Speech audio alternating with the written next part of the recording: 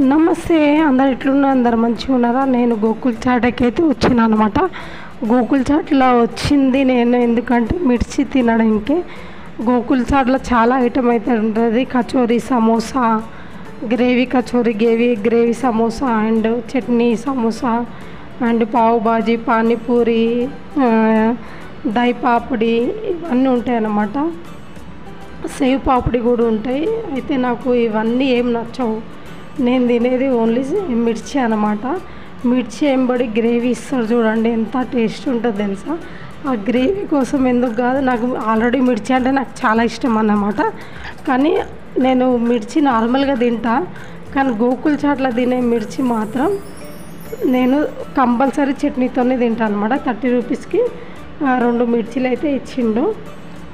Every time నేను కోటికి పోయినప్పుడల్లా compulsory మిర్చి, కోవా ఐస్ క్రీమ్ అయితే ఖచ్చితంగా తింటాను అన్నమాట. ఎందుకంటే ఆడనే నాకు మంచిగా నచ్చుతుంది. దాన్ని వెంబడి నేను కొంచెం ఏమంటారు చట్నీ ఎక్కువ వేయించుకుంటా.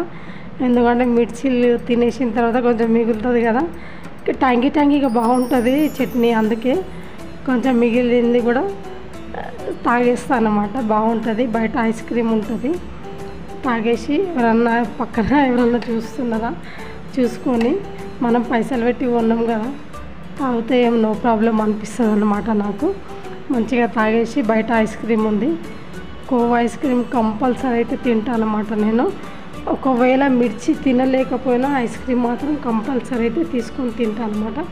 30 రూపీస్.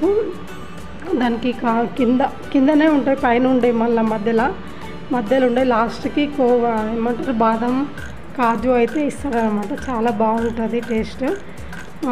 నేను మంచిగా మిర్చి తినేసి ఐస్ క్రీమ్ తీసుకొని తినుకుంటా మంచిగా హాయిగా వచ్చిన అన్నమాట. నేను కోటికి పోయినప్పుడల్లా ఐస్ క్రీమ్ కంపల్సరీ తింటాను అన్నమాట. చాలా ఇష్టం నాకు. మీరు వెళ్ళని వాళ్ళు వెళ్ళండి, కోటికి వెళ్ళి ఐస్ క్రీము మీకు నచ్చినది పావు బాజీ, మిర్చి ఏదన్నా తినండి. చాలా బాగుంటాయి ఆడ. నాకైతే ఎప్పటి నుంచో తింటాను అన్నమాట నేను.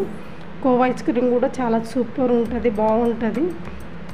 నేను స్పెషల్లీ పోయేది మిర్చి ఐస్ క్రీమ్ కోసమే పోతా. వీడియో నచ్చితే లైక్ చేయండి, సబ్స్క్రైబ్ చేసుకోండి. మనం దోస్తులం ఒక చెట్టు మీద కోతులం కదా. ప్లీజ్